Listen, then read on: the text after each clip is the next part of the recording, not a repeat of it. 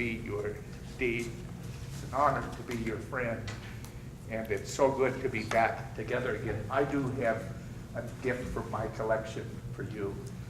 No one is more committed to the Bill of Rights than my friend, Rob Nadelson. So Rob, here's my gift for you. Thank you.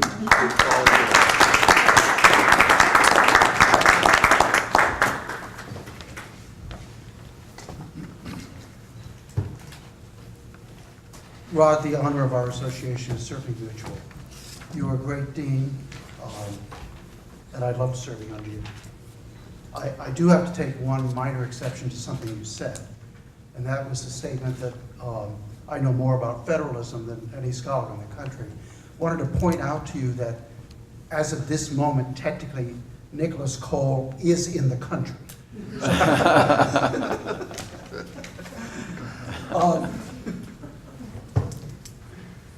I've passed out to all of you a handout on the original scope of the Commerce Power. Now, the reason for this is it can serve as a baseline for discussion. In other words, you can use this as a starting point from which to consider whether the federal government should have more power or less power than is outlined here. Some of you yesterday were here and you saw me as an advocate. That is not my role this morning. What I'm doing for you, hopefully not to you, but for you, is reporting the results of many, many hundreds of hours of research. This research took me to the University of Pennsylvania Law Library. It took me to the various Bodleian libraries of Oxford University. It took me to the State Library of Virginia, and on, as well as a great amount of internet research. And what it was an attempt to recapture how the founders understood the term to regulate commerce among the states, and also how that interacts with another clause of the Constitution called the Necessary and Proper Clause. I'm not going to go through the entire outline, there isn't time. But I wanted to point out to you that there is a great deal of imprecise language regarding the commerce power used by the courts and by judges and by scholars, including by the U.S. Supreme Court. So this outline is an attempt to bring some precision into our understanding. You'll notice that the commerce power actually is the sum of two different clauses. There's the Commerce Clause, and there's a Necessary and Proper Clause. And those two together form the commerce power. Sometimes we talk about Commerce Clause jurisprudence when we're really talking about commerce power jurisprudence. The next point I want to make about this is that the Constitution, while it serves many purposes, is a legal document. The Constitution is written largely in 18th century legal language. People talk about how easy it is to read. That is in part an illusion. It is written in straightforward language, but it is laced with 18th century terms commonly used among lawyers at that time. That's not surprising, not just because it's a legal document, but also because about 2/3 of the framers were lawyers. They had practiced law or encountered law in other settings. The minority who were not lawyers were very familiar and learned in the law. James Madison is one example. In addition to that, while the majority of the delegates to the ratifying conventions were not lawyers, the leaders tended to be. The people who explained the Constitution, people like Edmund Pendleton of Virginia, for example, or James Iredell of North Carolina, were exceptionally learned lawyers. Obviously, all three authors of the Federalist and other leading pro-Federalist essayists were attorneys. In addition to that, the founding era generation was a generation that was exceptionally knowledgeable in the area of law. This observation was made by no less a figure than the great English parliamentarian and philosopher Edmund Burke, who made the crack before Parliament in 1775, that just about every American seems to be a lawyer. So this is a generation that's very much keyed into law, and so it's not surprising that the Constitution would be filled with terms that are legal terms, not just obvious ones like habeas corpus, but also ones that are not so obvious, like to regulate commerce. The term to regulate commerce is a term that appears repetitively in English and American legal materials at the time. However, I will say that the term to regulate commerce was used pretty much the same way by laymen as well, not just by lawyers. There wasn't a great deal of difference in the way that term was used.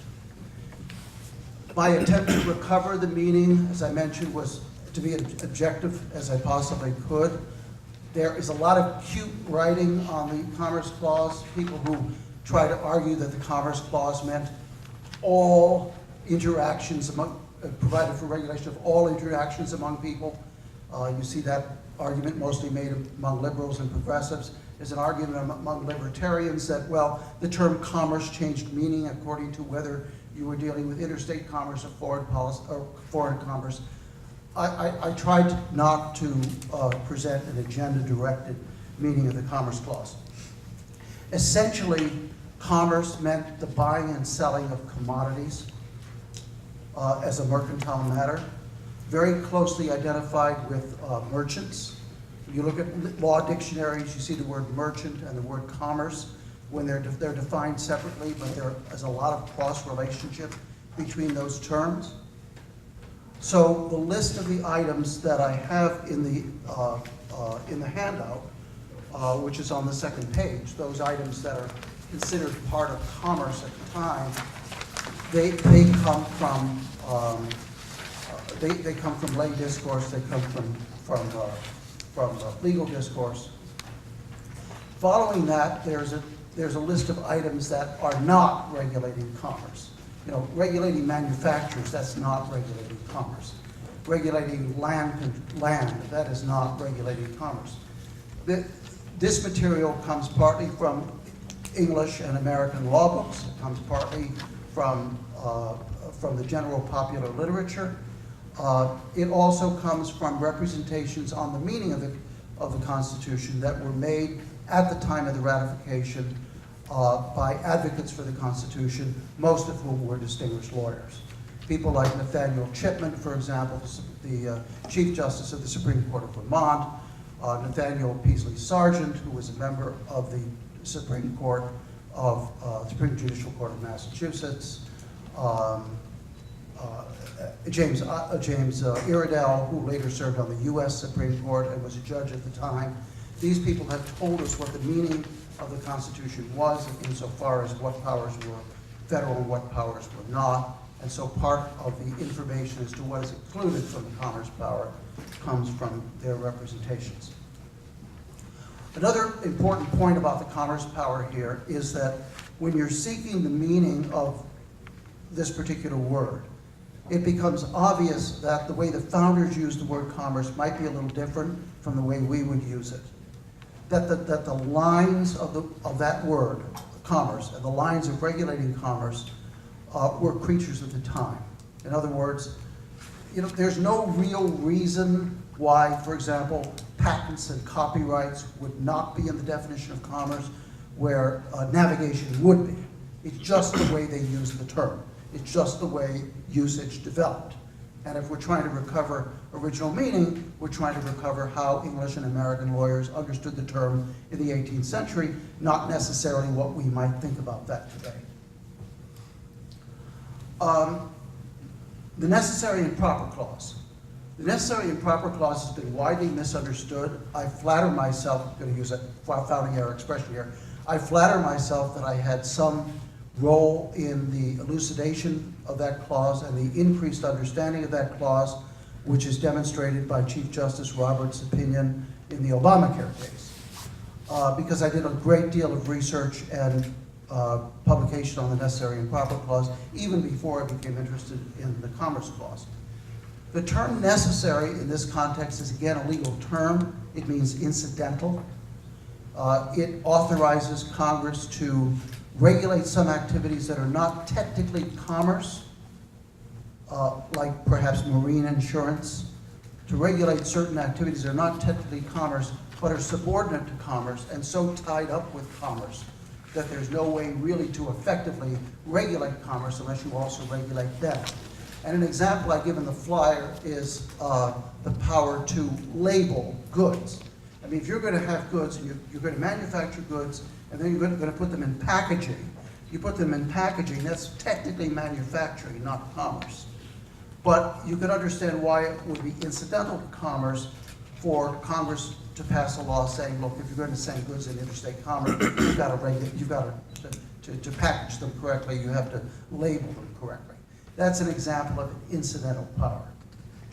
In the jurisprudence of the 20th century, the Supreme Court began to interpret the commerce power, mostly the necessary and proper clause, far beyond its original meaning. So the commerce power became the power by which agriculture could be regulated, labor, land use, manufacturing, criminal law, and so forth. That extension of the necessary and proper clause component of the commerce power goes far beyond what I think any of the founders, including relatively liberal constructionists like Hamilton and Marshall, would have sanctioned. In fact, one of the great enumerators of powers that were outside the constitutional sphere was, in fact, John Marshall at the Virginia Ratifying Convention. A little bit more, some more research needs to be done as to what activities were incidental to commerce at the time the Constitution was written, but we know enough to know that generally regulating the manufacturing process was not part of it. So I hope you find the outline useful. If you'd like further elaboration, there is a footnote with some additional legal sources, published sources you can go to. That's all I have.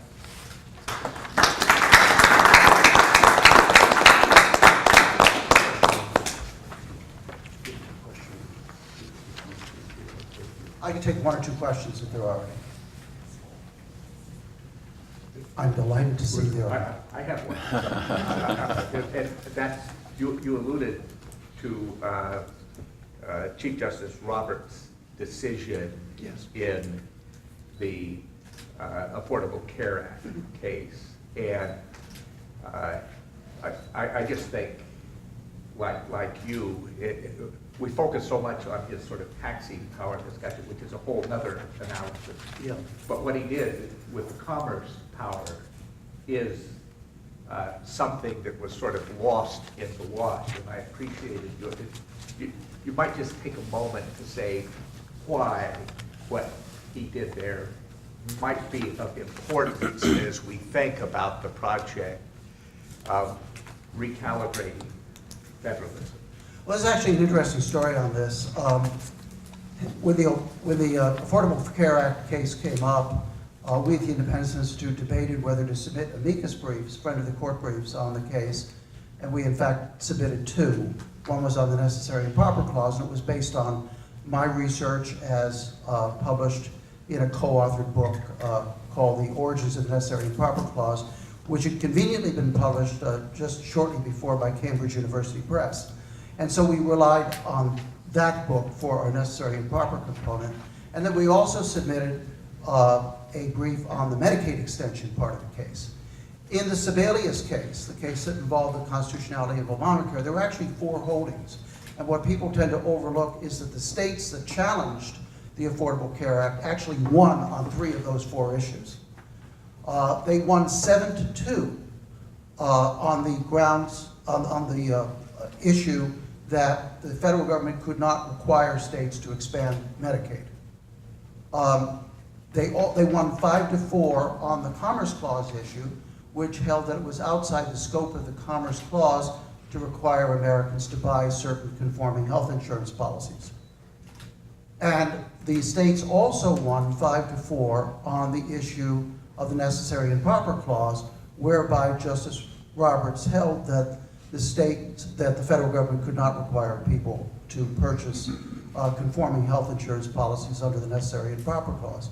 And while Justice Roberts did not, as justices have subsequently, cite the specific work I had done, it was clear that his reasoning followed our argument, which was also the argument of Chief Justice Marshall in parts of McCullough versus Maryland that tend to be taken out of law school case books.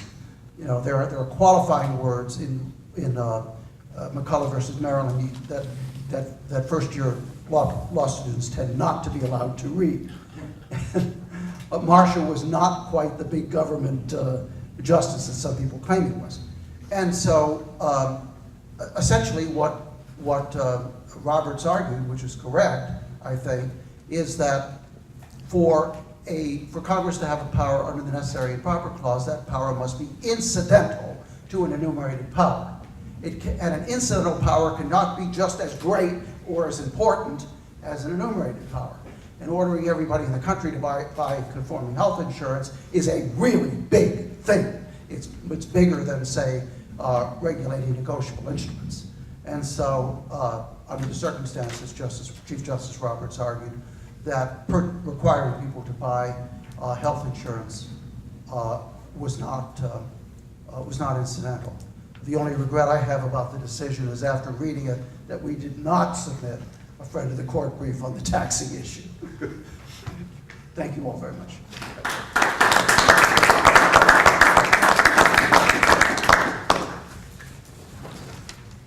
Again, please don't take offense when Professor Nadelson leaves. That was all according to plan. We have indulged on his time and so appreciate your doing that. I'm very fortunate. I'll get to be with him later this week in Colorado. So, yes. But Grand Lake Constitution Week, you and I. So enjoy and have a safe trip, Rob. Thanks so much. Now it's my privilege to really turn the time over to the person who is, in many respects, both is the heart of this effort and part of the genius behind this conference. And I'm going to turn the time over to my friend. I wish I could say he was my representative too. I can, and I'm happy enough with my representative, but I could be even happier. And I want to turn the time over to Representative Ken Ivory, who will help us with the next part of the program, essentially introducing the individuals who are here, and thank you all for coming. And they will talk a little bit about their interest in federalism, and then we're going to go to work. Ken. Thanks, Rod. Thank you very much. On behalf of the Commission on Federalism for the state of Utah that I chair, and one of my colleagues, Representative Kay Christopherson, is here. Thank you. Thank you to the Center. Thank you to Rod, to Andy, Carl, Scott, the students that have been phenomenal in working on this. We're very excited because the question that comes after all that we've talked about now is, therefore what? What do we do with this? How do we actually drive this federalism train? And that's something we grapple with every single day. And to start out, I kind of want to start out with a story. I was speaking in Des Moines, and it was in the winter, and so Des Moines, we get ready to board the plane. I've got a connecting flight through Minneapolis to get back to Salt Lake. And in the middle of the winter, Des Moines has the freezing rain, you know, and so we sat on the runway, and I'm kind of checking my watch. I've got to get to Minneapolis. How am I going to make the connecting flight? And I want to get home. I'm sick. I'm tired. And I just want to get there as much as I can. Flight was late, and so I know getting to Minneapolis is going to be really, really close. Get to Minneapolis, and of course all the people getting off the plane, and I see this great, big, huge guy with a University of Utah t-shirt on. I mean, just huge, right? Just muscles on top of muscles. And I thought, well, he's got to be going where I'm going, and the Minneapolis airport was really crowded, so I'm just going to draft behind him. So I grab my bag and I'm drafting behind him, and he's parting the crowd, and I'm running as fast as I can to keep up with him. And fortunately, because I didn't really check, he's going to the same flight I am going to. And as we get to the plane, they're just about to close the door. We get on the plane, and they sit us down right next to each other. I'm like, well, how fortunate is this? And so we start the kind of the typical, who are you, and who are you, and this is my name, and what do you do? And I told him, I'm Ken Ivory, I'm a Utah State representative, and he says, well, I'm Justin Ennis. I'm the linebacker coach for the University of Utah. And I said, well, he says, what do you work on? I said, well, I work on this thing called federalism. And he says, well, tell me about that. And I'm thinking, right, I mean, how do I describe this in a way that's he's going to appreciate? I said, well, think about the BYU-Utah football game that's coming up in 6 or 8 weeks. Big rivalry, right? And everybody gets up, and all week long they're getting charged up for this and getting excited for the football game, and they've got the posts on the board and the players, and they're getting their energy up, and they run out of the tunnel and they get out onto the field, beautiful field. The stadium is full of people, and as they get out on the field to face off against each other, there are no lines on the field. He says, oh yeah, that'd be terrible. I said, yeah, that's what's happening in government right now, and that's what I'm working on. I'm working on repainting some of the lines on the field so we know how to play the game, because it matters. And that's what federalism really is. It's a structure. It's such a critical structure to government so that we protect liberty. Without structure, liberty is imperiled, just as Kennedy has reminded us frequently, among others. But this idea of a line, that's what federalism is about, and yet sometimes it's so difficult to approach that we ignore it and leave a vacuum. Well, in the state legislatures, that vacuum is filled by the party with the biggest army and the biggest budget. And that's not the states. So this idea of a line is really critical. And so we started looking at this idea. In fact, that was one of the reasons I ran for the legislature in the first place, was how do we do this? There's got to be an effective counterbalance to the federal government. That's the nature of the system. Well, James Wilson talked about this in the Pennsylvania Ratifying Convention with great detail. He says, I think there's another subject with regard to this Constitution that deserves approbation, deserves particular praise. I mean the accuracy with which the line is drawn between the powers of the general government and those of the particular states. The accuracy with which the line is drawn. Today we wonder if there even is a line, if there ever was a line on the field. And we're playing that game, we're lining up in the stupor of what do we do. But James Wilson says, this Constitution deserves praise for the accuracy with which we drew the line. He says, the powers are as minutely enumerated and defined as was possible. Well, if that's how we started out, and we can get some understanding of what they understood, that the line was drawn with as much accuracy as was possible, where did we go off the rails? Where did we lose that understanding? Well, it clearly went into the 20th century, because a very noted U.S. president, 20th century president, said this, giving a speech. He says, I've been asked to talk about the respective powers of the national and state governments to rule and regulate, where one begins and the other ends. Where's the line? The governing rights of the states are all those which have not been surrendered to the national government by the Constitution or its amendments. Congress has been given the right to legislate on particular subjects, but this is not the case in the vast number of important subjects to government, such as the conduct of public utilities, of banks, of insurance, of business, of agriculture, of education, of social welfare, and of a dozen other important features. In these, Washington must not be encouraged to interfere. We still have a line, right? Into the 20th century, we still have a line. That noted 20th century president was speaking as a governor at the time. And he went on to be the only 4-term president of the United States, Franklin Delano Roosevelt. As governor, he said, the line is so definite that Washington must not be encouraged to interfere in utilities and banks and insurance and education and agriculture. We knew there was a line still. It was kind of general knowledge. And incidentally, to that time, the federal government operated on 3% of GDP from the founding of our nation until that time.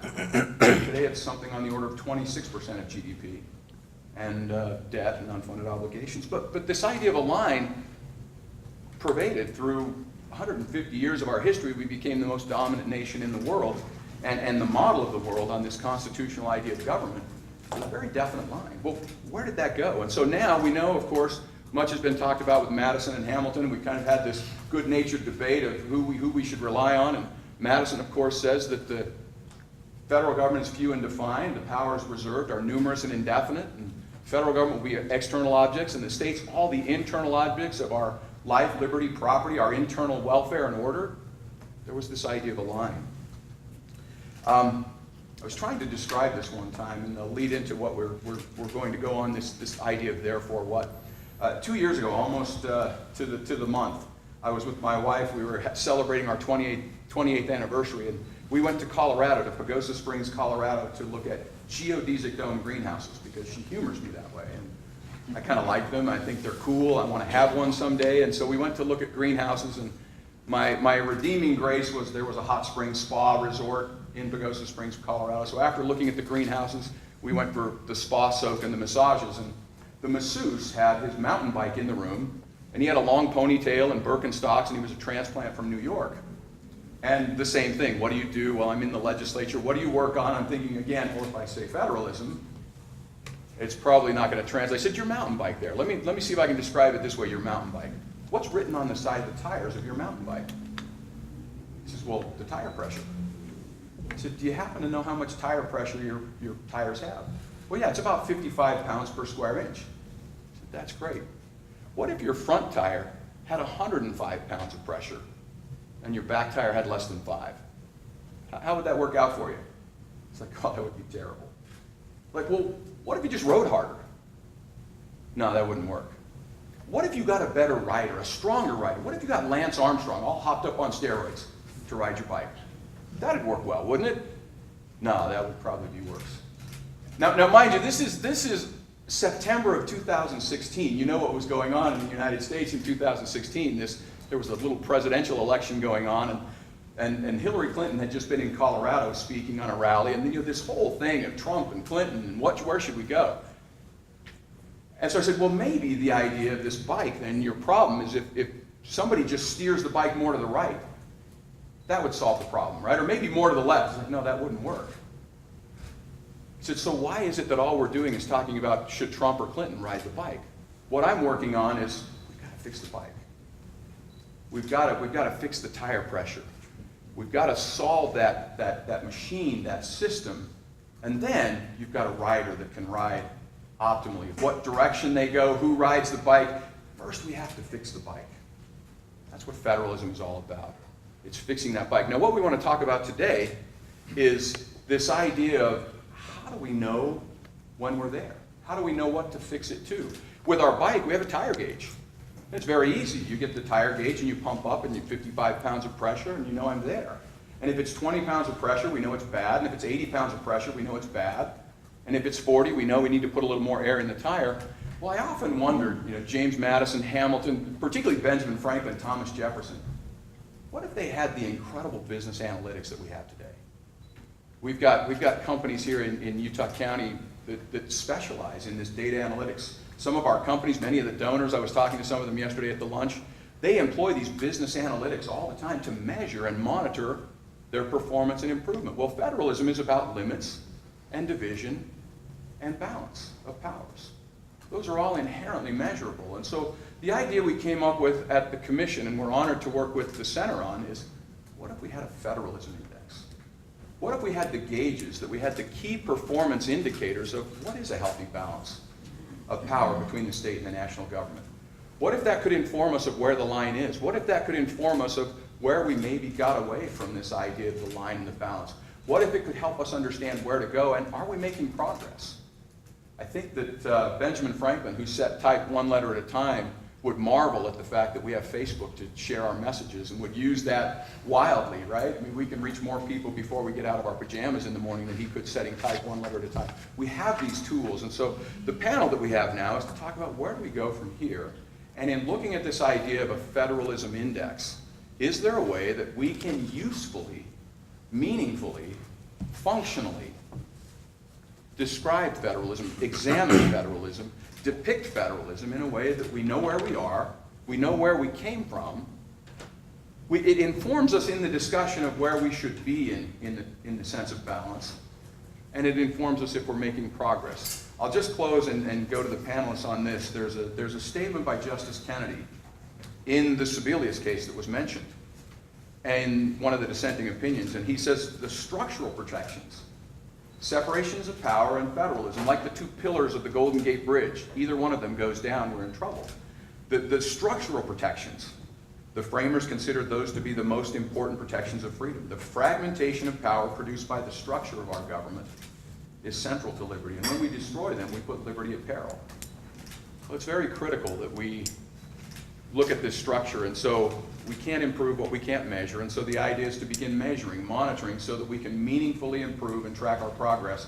And we're honored to work with the center. What we're doing is very much inspired and informed by what Nicholas Cole has done with the Quill Project with the university. And this is drawing attention around the nation. We have here with us Molly Ramsdale with the National Conference of State Legislatures. Yesterday we had the Arizona Majority Whip. We have other organizations around the nation that are so intrigued by this idea of can we measure our performance, and in today's world, certainly we can and we must. So with that, we'll go to the panel. We have some very distinguished folks here. I'm going to let them introduce themselves briefly and take a few minutes to talk about this concept of where do we go from here? How do we functionally do federalism? What can inform us in this process? And then we want to open this up for kind of a robust discussion. Your thoughts, what would key performance indicators look like? What would the metrics look like? How do we move on this project of measuring, monitoring, that we can improve and inform state leaders on how we actually do federalism functionally? So with that, let me start with Derek, and then we'll move down the line and just take a couple of minutes, introduce yourself, and then we'll come back and go through with some comments that you have. Yeah, my name is Derek Monson. I'm Vice President of Policy at a think tank in Salt Lake City called Sutherland Institute. So we're a conservative think tank focusing on free markets, federalism, and community-driven solutions. And really focusing mostly on state issues here, but also increasingly national issues, because obviously this crowd will understand that they impact on each other and there's crossover. So I've been there about a dozen years now, and part of that work has included issues of federalism, particularly in areas of like healthcare and things like that. So that's mine. Mike Melendez, I'm the Director of Policy at the Libertas Institute. Pretty similar to Derek in terms of what we do. We're a free market think tank, work mostly on the state level here in Utah, but as I think everyone here understands, a lot of times it's hard to get things done because of what the federal government is doing and what the current laws are and what those bounds are. So we're constantly looking into this issue and how it'll affect the different state policies and how things are structured moving forward. My name is Brian Carrington. I work for a technology company called Geomancer. I have history in land governance and land management and for the LDS Church all over the world. And one of the challenges that we have had to face is how do we measure the performance of our assets and how do we value them? And so one of the things that this technology company does is to look at various types of land in various situations and tries to make using artificial intelligence and data analytics to value the land. And so I'm here with the expectation that measurement of the value of the use of the land is one of the measurements of the performance of the federal government for the state of Utah. I'm Terry Girton. I'm the president of the National Academy of Public Administration back in Washington, D.C. We're a nonpartisan, nonprofit organization chartered by the Congress, specifically with the responsibility of helping government at all levels, federal, state, and local, work better. We have about 900 fellows who are nominated and elected into membership of the Academy. They are divided roughly into thirds. A third of them are academics from the public administration space, deans of public administration schools, prominent writers and researchers. About a third are former or current federal practitioners, both career civil servants and political appointees. And about a third are former state and local practitioners, current state and local practitioners, and members of the nonprofit or business space.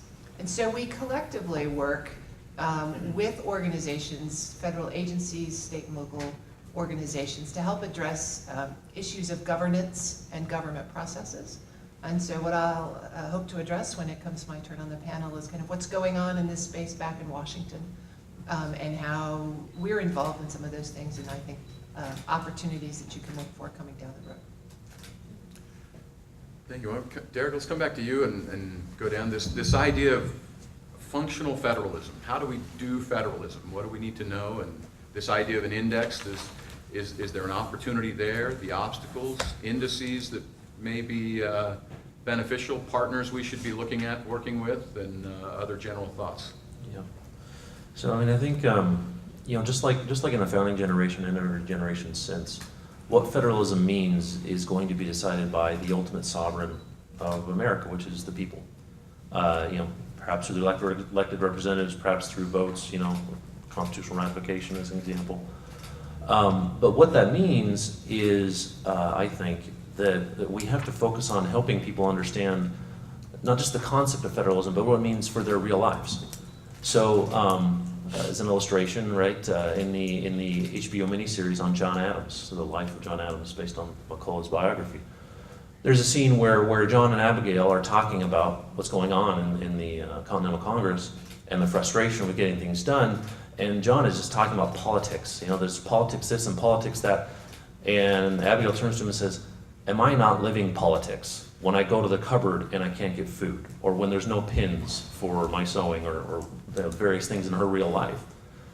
And that's kind of what I'm getting at, is it's one thing to help people understand the concept of federalism. It's another to help them understand how they live federalism and why that matters. And I think when we get to a stage where the people, the voters, understand how they live federalism, it will open up opportunities to then really have an impact on what federalism means. Because if we just focus on talking to people about federalism, they might find intellectual interesting curiosity there, and then they'll walk away, and when they vote, they'll vote based on any number of things other than federalism, because they don't, maybe we haven't put it to them in a way that shows how they live it. Whereas if they understand how they live it, I think it will rise on the priority list, for instance, that federalism impacts how they get their health care, how their children get their education, how how they travel to work every day, or how much they get paid at work, and what kind of job they can get. When those kinds of conversations happen, I think we'll have a much more enlightening debate in public, and people will start to make voting decisions and decisions on where they live, and the foot voting concept we talked about yesterday, in ways that then will open up opportunities to really have not just political debates, but maybe expand the Overton window, I suppose, of what might be possible in terms of establishing that line and reestablishing that line, because people will care about it. I don't know if I want to say again, because maybe they never have cared about it, I don't really know. But they will start to care about it in the same way they care about everything else that they live every day. So I think that really ought to be the beginning focus, and I think things like the index create that possibility, getting information to people about how federalism really is impacting their lives, if we do it the right way. There's an element of numbers, statistics, and legal understanding and all that, which is very critical and important. But then it also needs to get it down into human terms that people naturally comprehend, resonate with, and then act on. I could say more, I'm sure I'll get a chance to say more, but I'll leave it there for the moment.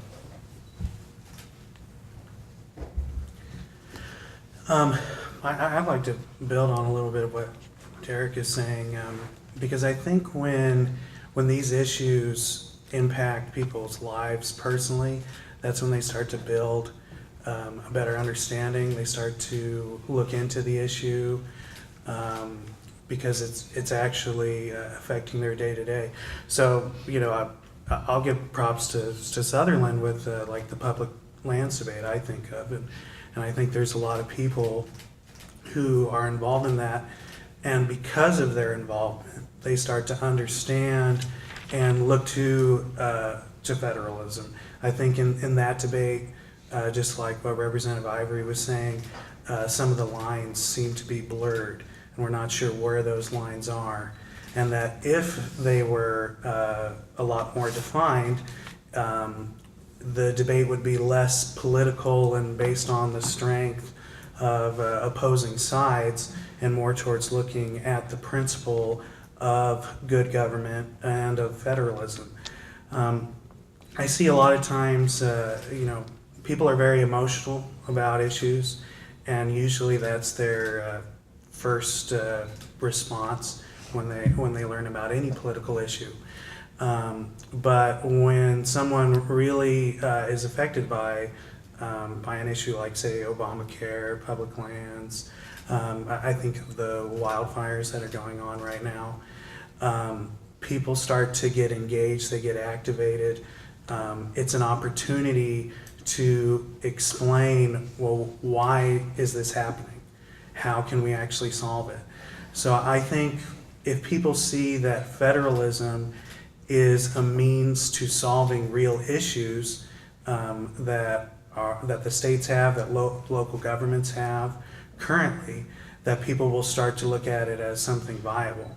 I think a lot of times higher level thinking, philosophical debates, they're great, but when it comes down to the people and actually changing how people think in this country and valuing this concept of federalism, they have to see it at work, and they have to see how it can actually benefit their own lives, and perhaps protect them from something far away, and I would say, Washington, D.C., something that they can't affect, but that when government is brought closer with state and local government, people are actually able to have their voice heard, make an effect. And so I think it's important that we look at different local issues that are happening right now and actually use them to explain, this is how federalism would work, this is how this would help you. In terms of the index, I think indexes are great for all sorts of things. At Libertas, we rate every legislator, and there's lots of national groups that rate each state, each congressman, and that actually gives people an understanding of a ballpark of where people are at.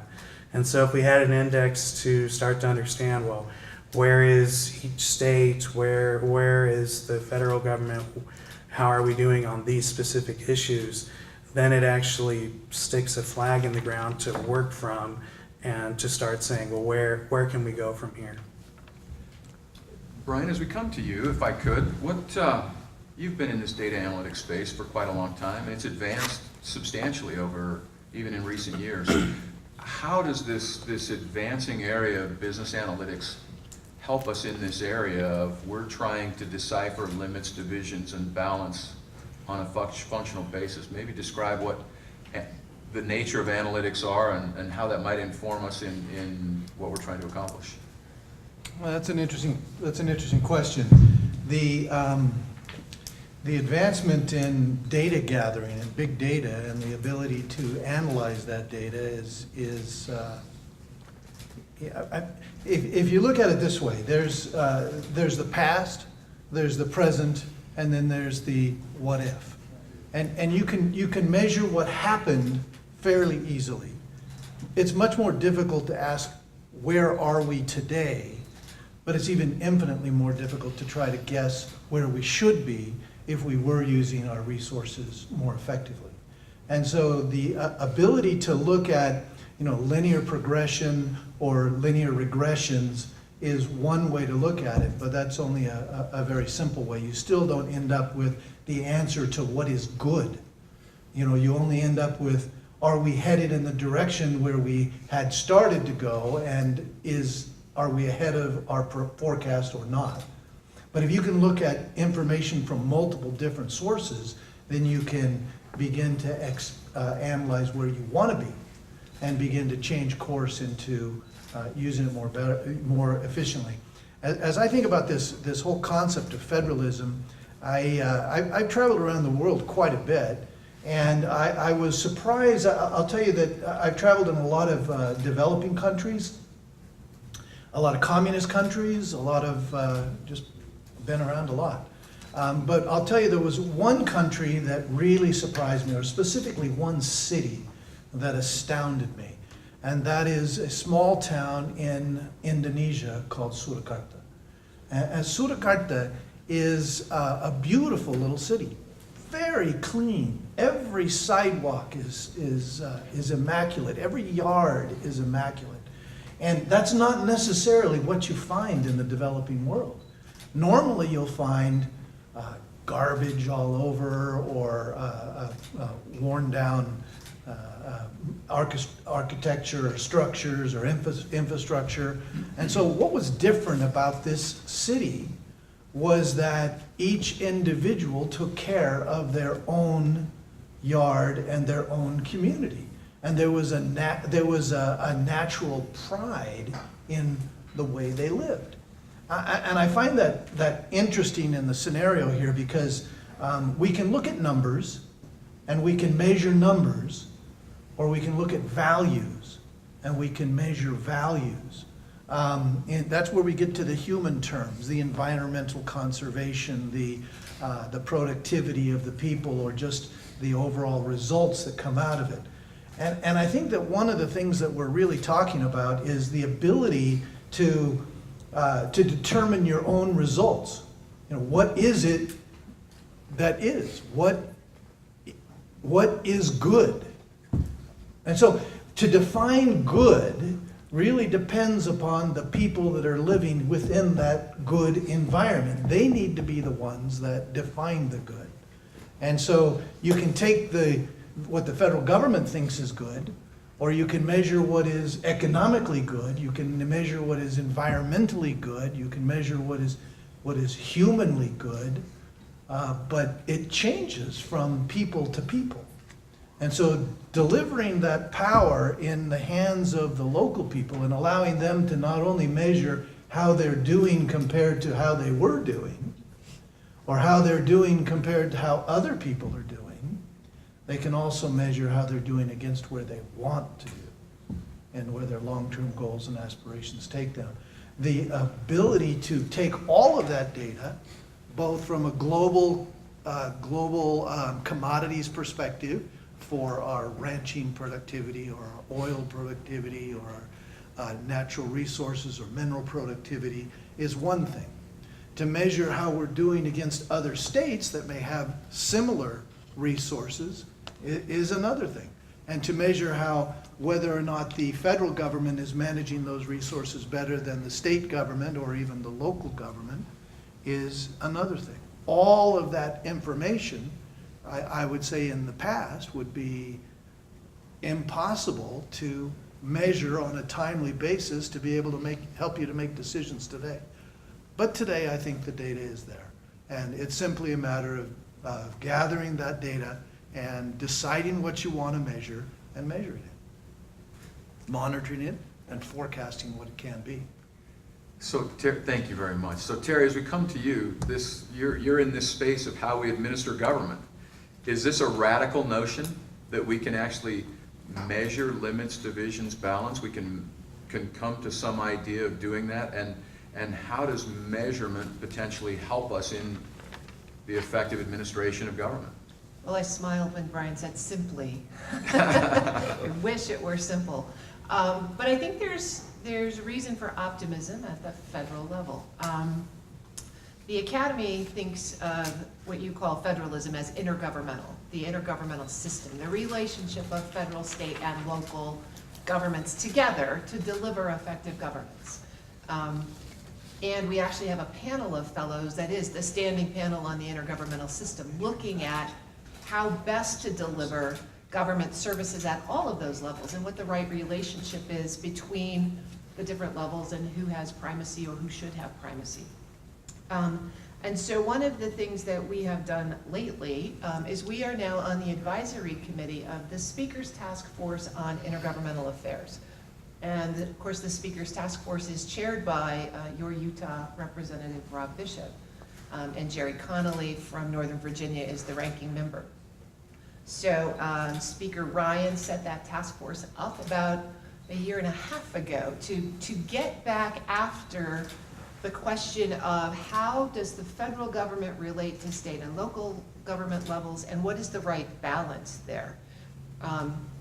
along those lines in this space. I think back in 1959, the Advisory Commission on Intergovernmental Relations was created by federal statute, and it sort of was disestablished, although not officially taken off the books in the early 80s.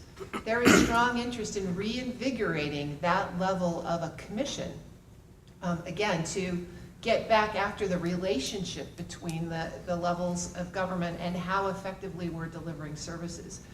And so we've been working very closely with the Speaker's Task Force and the staff members there to help think about what that legislation would look like, who would be represented on the commission. And one of our recommendations is that not only do you have federal and state levels, but that you go all the way down to towns and townships, that because of the responsibility that they have to deliver services. And we've tried to propose an analytic framework for the commission, because many of the issues, you talked about healthcare and education and transportation. For us, there are even bigger issues and things that are back on the front pages all the time. Emergency management and disaster response that requires all of the levels of federal government to function efficiently. Opioid addiction, which is a huge problem, felt most intensely in localities, but a function of the broader system. And one of the key principles of that framework is using data and analytics and measured trials to evaluate programs and the effectiveness of our programs and how well we're delivering. And does that data tell us that a balance should be shifted one way or the other? So we think data is actually fundamental in evaluating the relationship and the balance and the effectiveness of all levels of government as they work to deliver those kinds of solutions. I only wish it was simple. It's very, very complex. And there's a lot of politics, of course, around the possession and the use and the sharing of the data. So I think it's the right strategy. It's just very complicated to implement. Thank you, Terry. And to that point, that was one of the reasons we had Professor Nadelson go first.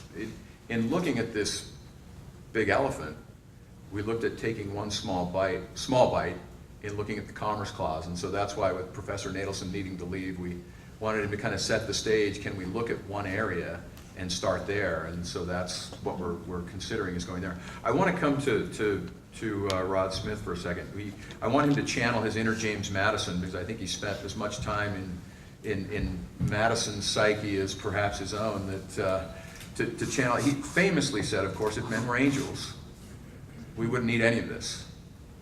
We wouldn't need any of the institutions of government. None of it would be necessary. Of course, we know they weren't then and they're not now, and they built a structure. And there was reference to the Bond case yesterday that in Bond, famously, Justice Kennedy said the allocation of powers enhances freedom.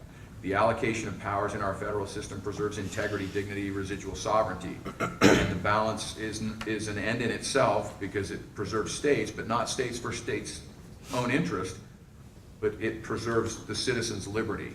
And so could you talk a little bit about what we had coming through the panel? We've got this idea of personal short-term self-interest versus long-term self-interest. If a federal government can give us candy bars now, why shouldn't we take them? And then this idea of structure versus policy and politicians. And so kind of what you were talking about yesterday was if we were to go back to the value and what Derek was saying, to communicate that value, how from a Madisonian standpoint do we best communicate that value of liberty is accomplished through structure?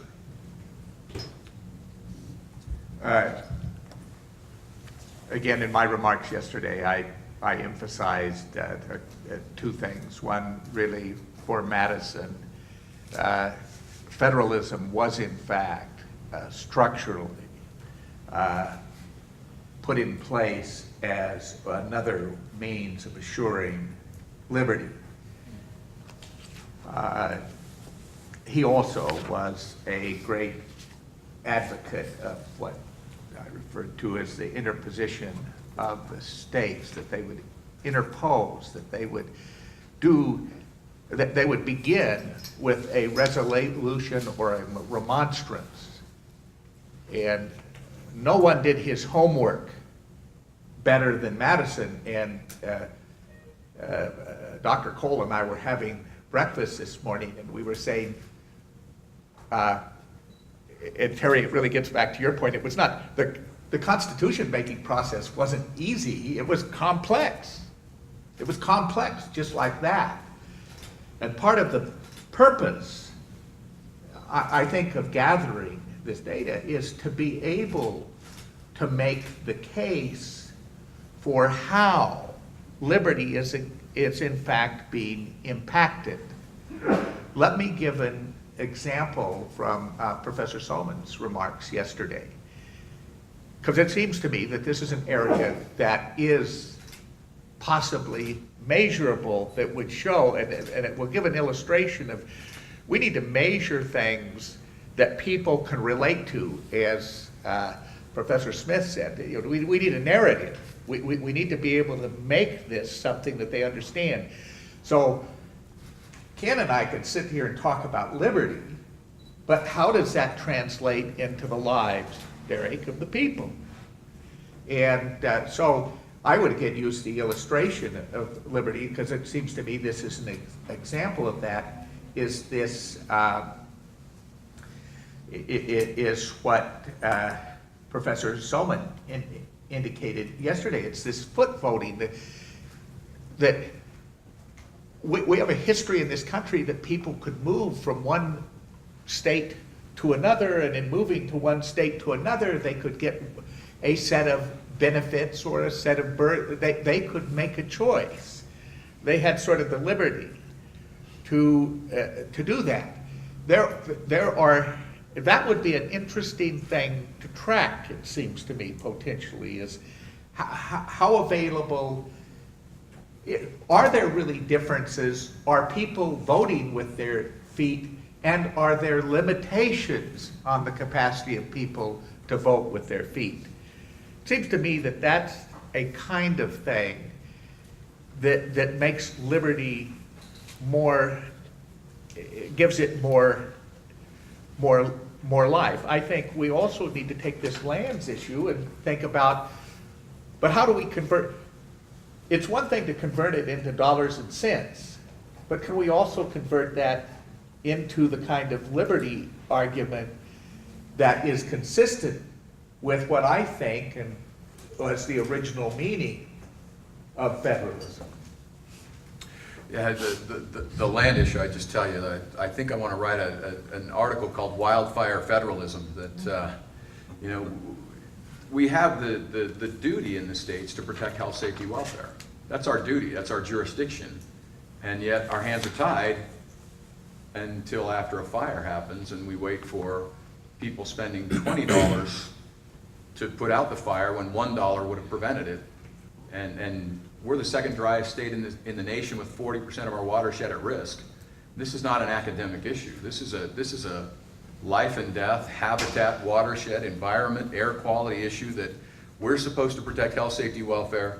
Federal policy is directly interceding or obstructing us from being able to do that. It's a critical jurisdictional issue in federalism. Yeah, and so essentially, Ken, again, the health, the welfare, the security, that was one of the concerns that when they were in the creation of federalism, was that we do need some intervention on the part of the national government to protect safety. Because without safety, liberty is not, but it would always sort of be drawn back in that way. So it seems to me what a Madison would do would be try to take these pieces and show how they all translate into the notion, and he would always put happiness beside it, human liberty, happiness, and flourishing, and be able to gather the data and then put together a narrative. Let me come back through. So last summer at the annual NCSL meeting, the National Conference of State Legislators, they had Frank Luntz, national, international pollster, come in, and he spoke to the plenary session and said the #1 polling issue in the nation, by far, the #1 polling issue is that people feel like they've lost their governing voice, that there's no efficiency, effectiveness, or accountability in government. And then he came into a federalism breakout meeting that we had, and he said, this is federalism. This is exactly what this is. This is how we give people their voice. This is where they have they have the ability to interact, and this is where you drill down on government efficiency. Derek, coming back to you and to the panel generally, this idea of getting a little more, maybe a lot more sophisticated, not easy, of course, Terry, but getting more sophisticated in how we measure and monitor improvements in balance. How do we communicate that idea? And well, first of all, what are the opportunities? What do we think the opportunities might be to improve? And then how do we communicate that effectively? Where we know that across the political spectrum, 80% of the people are feeling disconnected, they're losing their governing voice, and we think the structure is potentially the answer. Yeah, well, I think one of the issues there is that we face, and the problems maybe with moving forward advancements or changes in the federal balance, is there's a lot of political actors today, and this is, I'm mostly thinking of Washington, D.C. when I say this, that really are opposed to, and in some cases are really afraid of, finding solutions. Now, they'll never say this, and they might not even admit it to themselves. Maybe they don't see themselves this way. But what it looks like is they have a certain set of, this is what the solution should be. And then when any type of compromise, which is, when you really look at the history, that's how we find solutions in this country, is through compromise, achieving consensus. When any kind of compromise starts to come up, they kick and scream and try to get people to stay away from it and tell everyone how it's going to destroy their lives, and it's create fear around that idea of compromise. And this is on any number of issues, immigration, social issues, tax issues, healthcare. It's basically everything nowadays. And so really, they just are opposing solutions. And then they use that to raise money. If you go sign up to any number of national organizations on left and right, this is not a ideological, one-sided thing. They use those things to raise money and to increase their influence on elected officials. And so how all this relates is, if you're going to make progress on these issues, you're going to have to find a way to reduce the influence of that kind of politics, I guess, or that kind of organizational reality, because that is, I think, one of the major influences of why people feel disaffected. When that kind of politics rules, nothing happens. And then no matter what people vote, no matter who we send to Washington, no matter what polls say, nothing happens. And so naturally, yeah, they do feel like they've lost their voice, because they have lost their voice. It's really this kind of different way of organizing politics that's ruling everything. And so, but then I think the natural question to ask is then, well, if that's one of the roots of the problem, how do you address it? And that's really where federalism does come in, because I think if you look at the various levels of government, going all the way down to neighborhoods and communities, including cities, towns, counties, states, and up to the national government. The levels of government that are proving to be able to find solutions, arrive at consensus, have debates and dialogue that open up to competing opinions rather than, say, suppressing them or trying to marginalize them, are the more local forms of government. It's not to say every state is a functional, perfectly acting political body, but it is to say that when a state legislature, for example, a state representative, for instance, his or her election can be decided by a couple hundred votes, all of a sudden they start to care a lot more about actually finding solutions, because organizing in that kind of election is much easier than organizing in, say, a congressional election, where it's going to be thousands or tens of thousands of votes that make the decision. And so when you have that kind of dynamic, which is, again, more of a local government reality now, you can drive at solutions. You can find things that help people who are disaffected, that they feel like they then have a voice because, hey, I voted for that guy, or I was a part of this movement, and we got something done. It might not be perfect, it might not be what everybody wanted in an ideal form, but they feel like they got something pushed forward.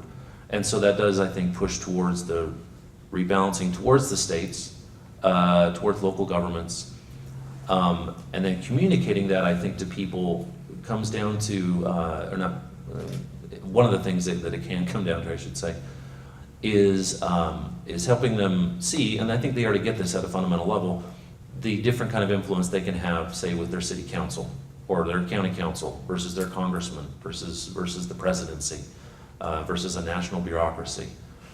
And I say, I think they understand that as an instinctual level. They know they can send an email to their city council person or their city mayor or whatever, and probably get a response in some form. That's not just a form letter. Or they can show up at the city council meeting, even better, and get a response. So I think communicating those realities, then getting back again to what it means for their lives. That if their city, if their county, if their state was the one deciding what their child is learning in school, what kind of job possibilities there are, and it was less being decided by something that they can't really influence in Washington, D.C. I think you'd have a lot more interest in shifting those lines back. And in some cases, we wouldn't want to shift those lines back, by the way. But you'd at least have the debate, I think. You know, Terry, you might know the answer to this question because it ties right directly, it seems to me, to what Derek's saying. There must be some kinds of studies out there about trust of the various levels of government. And it seems to me that might be an area where one could dig down, because what really was going on in the framing was they gained some distrust of the state governments. That was part of the reason they went with it, to try and recalibrate a balance with the national government.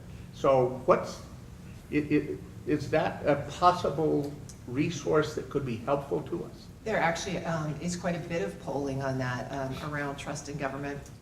And the numbers tend to come fairly close together, no matter which poll you look at. And for people, when they're asked, how much do you trust your local government? It's about 70%. When you get to state government, it tends to run about 40 to 50%. And when you get to the federal government, these days it's below 20%. And I think the points that you raised, Derek, are really important, that local leaders are much more engaged in a face-to-face mode with their constituents. They have immediate accountability and responsibility. They can be immediately impacted by the voice of their constituents. The farther up you go and the farther distance there is between a constituent and the government, the less trust there seems to be, because you lose that immediacy. One of the thoughts that we're looking into right now in this balance between the federal and I'll put state and local together for a minute, is an ongoing identification of the national fiscal insolvency problem as identified by the Government Accountability Office. And the fact that we are now carrying so much national debt is likely to result in the federal government stepping away from many of its, I would say, domestic policies, right? We still want the federal government to promote the general welfare, provide for the common defense, those sorts of things, but exactly how activist they are in doing that is, by force of finances, going to have to be less and less over time. The federal government, of course, executes a lot of that through grant and aid to state and local governments. Every expectation, every trend tells us that grant and aid interaction is going to have to be reduced over time in order to bring the federal budget back into balance. So as you have that happen, more and more of the responsibility for funding is going to fall to the states and localities. Much of the execution is already at the state and localities. So when people get food stamps or they get unemployment benefits, they feel like that's local, even though it's funded by the federal government. Over time, I suspect more and more of that will have to be locally funded, which gets to your point about, will people move with their feet? And what will they be willing to pay for in terms of where they get those benefits? They're not willing to pay for it at the federal level, right? As you can perceive from the discussion about reducing federal taxes. Will they be willing to pay for it at the local level? I'm glad you brought that up. That's often the elephant in the room, the $21.5 trillion elephant in the room plus. And the last Democrat governor of Utah, Scott Matheson, wrote a book in 1984 called Out of Balance. And in it he said, power is going to devolve. It simply has to. And the debt in 1984 was less than $1 trillion. Mm-hmm. But seeing what was coming, he said, it's going to devolve. And then he quoted Madison in Federalist 14 and said, the national government must have the states in order to, for their own self-preservation, they must have the states functioning well. So this idea of going with that debt, Mike, maybe you could speak to this.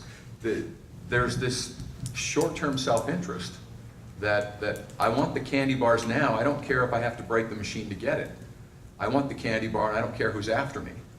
How do we deal with that in terms of this federalism discussion, knowing that the idea of representative government is being perhaps out ahead of the people, knowing what is in an enlightened self-interest best for what's coming? How do we communicate that most effectively? Because as Terry pointed out, this is a very real issue. I mean, you've got the Bowles-Simpson Commission. This is like a cancer. It's going to destroy this nation from within. The GAO, the CBO has been going on that. And so this idea of balance may not happen on our terms. How do we communicate that, and how do we get out ahead of that? Well, first thing I think of is that a lot of times there has to be, I think, pain involved. And what I mean by that is a lot of times, just like in Washington, but on the state level as well, legislators aren't willing to allow certain problems to occur. And what I mean by that is when there isn't enough money in the budget, when there's other priorities that need to be funded, states need to cut back in other areas, and they need to show the people how these things are going to work. Instead, usually it's we'll find the money somewhere, we'll go into debt, we'll bond for this, we'll raise taxes, we'll find some way. But there's rarely ever the repercussion of a decrease in services. And so, like, I think of the Medicaid expansion issue right now. Things might go well for the first few years as the government funds its 90% clip, but as the federal government inevitably will have to pull back, what will state governments do? I think that in general they'll find a way. They'll raise taxes. They'll grow government, whatever it has to do in order to keep those funds. But too often people don't see the consequences of these actions. So I think of the education debate going on right now. If people want more money in education, then they should find the money somewhere else within the budget and cut services somewhere else. But people don't see that. Instead, it's another tax increase, another whatever it might be. So I think it needs to be communicated and shown to people that there's a reality, because I think that for a lot of people with the $21 trillion issue, some people, have adopted maybe a Keynesian attitude that, well, it doesn't really matter where that number goes to. It'll never be called in. It's not a big deal. And I think a lot of people feel that way because nothing happens. We continue to expand government. We continue to borrow. There's never any consequence to that action. So I think a lot of state legislators, and it's wishful thinking to think that the federal government would ever do this, but to actually see a consequence to bad governance. So I think that a lot of times people just don't have any idea.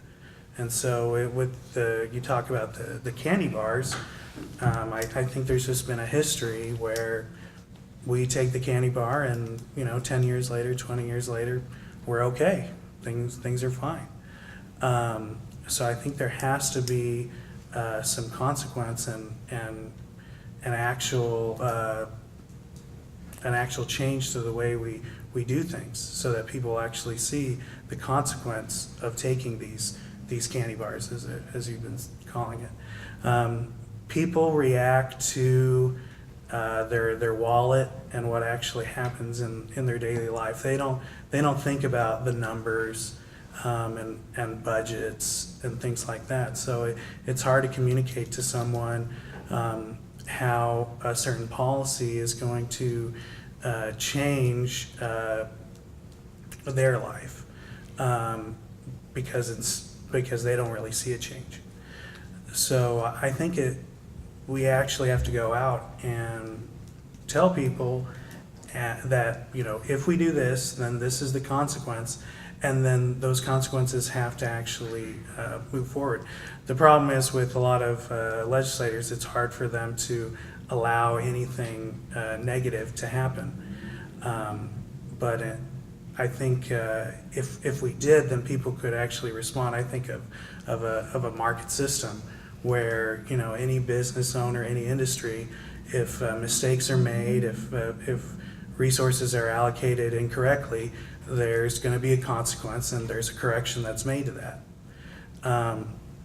So there has to be courage within state legislatures and local governments to let there be consequence to bad policy. So hopefully in the best sentiment of a republic, we're ahead of the curve and seeing things coming and acting rather than, as Governor Matheson said, it's going to devolve but not on our terms.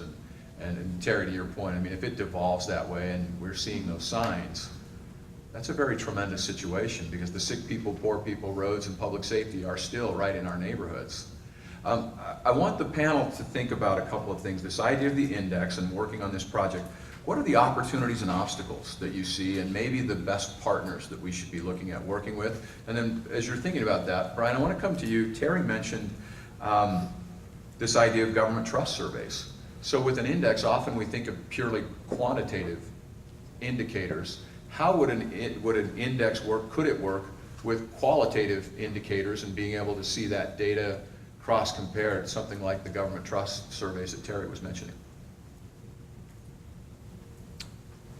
I think the issue of government trust and the issue of human values is goes beyond just government trust, but it goes into again what people are expecting, and that the way that people have traditionally measured human values is through talking to them, asking them, and keeping a record of what they're saying.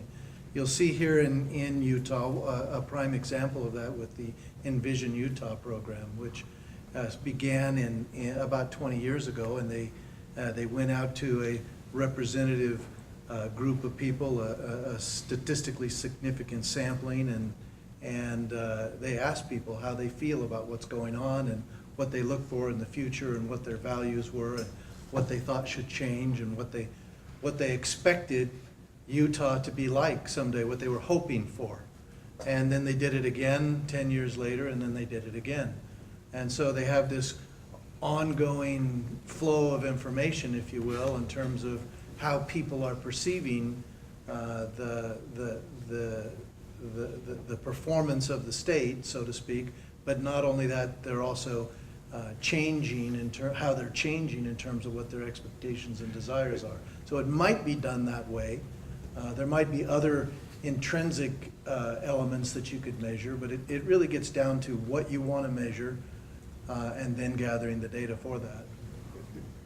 And I want to go back also to Derek and sort of put some of this all together. I think it'd be helpful. I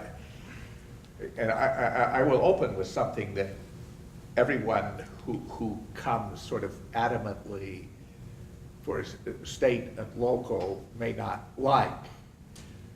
But I think we also need to be careful to find ways to measure what people value in the national government as well. And you would have loved something that happened in my class last week, Derek. It was great fun. We were talking about the convention, and we read Franklin's closing remarks, and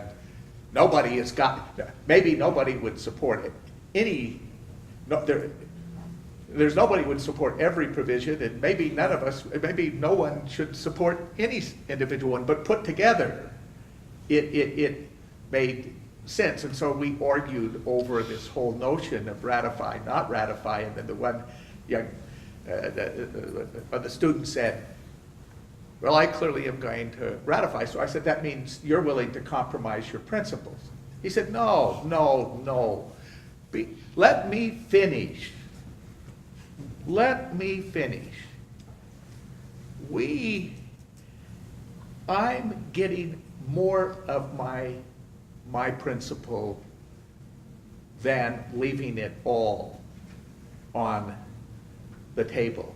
And I'm not sure, he sounds very Madisonian in this way, I'm not sure that what I perceive now that I'm losing might ultimately be a win. But I do think it's important with your notion of values to make sure that we sort of measure what people value in each piece of government, and then try and get actually some data that would reflect those kinds of issues. Is that possible? Fundamentally, I would say it is possible. Deciding and agreeing on what it is you're going to measure and how you're going to measure it, those are different. If you want to measure economics, that's fairly easy to measure. If you want to measure environmental sensitivity, even that is something that you can scientifically measure. To measure people's values change. The generation of today versus the generation of yesterday, those change. And so measuring what those are may not put you on a trajectory that you can predict. But you could But you could can't get the measure. comparative data, right? So to Terry's point, you have trust in government, and you could cross-compare that with debt per capita, with spending per capita, with regulations, and see if there's relationships, and are the relationships significant, and that sort of thing would be possible with the qualitative data that's there. Is that, I'm sure it can. You know, Terry, it's- If I could put my nerdy process good. analyst hat on for a minute, I think there are actually some real reasons to be optimistic about quantitative data here as well.